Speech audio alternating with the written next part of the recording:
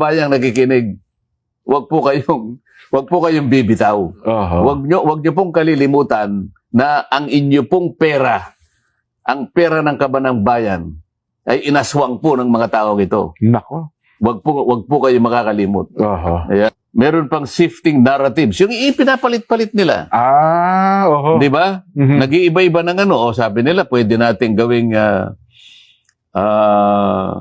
state witness si ganito. Teka muna, ikaw ang pinakamalaki dyan eh. Ikaw pang magiging state witness. Nakikita mo yung ano, nakikita mo yung pattern. Yes po. Mga pattern ito eh. Kapag ito'y pinagsama-sama mo yung pattern na to, maliwanag na maliwanag, ililihis nila. Ayun. Isisinsay nila yung katotohanan. Kaya pala dinidiscredit din ng mag-asawang diskaya. Kasama yun eh. Ito yung panghuli, ito yung diversion and deflection. Di ba? Panglima. Diversion and deflection. Paano naman daw nila gagawin yung Sen?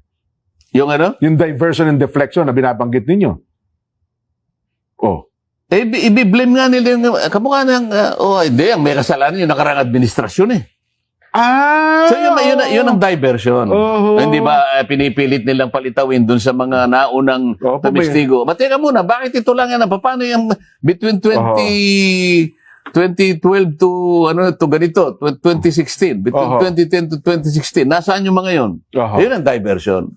Kaya pala, so ibig sabihin ngayon, teka muna, kasama ba sila sa 2025 na pati yung budget nilikot ninyo? Kasama ba sila ron? Kasama ba sila doon sa mga tumira ng program? Kasama ba sila doon sa allocable? Kasama ba sila sa leadership? Pinag-uusapan natin eh. One administration ago. So, pag sama-samahin mo itong pattern na to, iisang direksyon eh. Ililigaw natin. Para sa ganun, nakaiwas tayo. Para ngayon makalimutan natin, sila yung matukoy. Mga ilang ano lang naman yan. Alam mo ang Pilipino, malilimutin yan. Pag may bagong issue, yan. Yun ang kanilang pag-asa. Kaya mga kababayang nakikinig, wag po kayong bibitaw. Wag niyo pong kalilimutan na ang inyo pong pera, ang pera ng kabanang bayan, ay inaswang po ng mga tao ito. Nako. Wag po kayo makakalimot.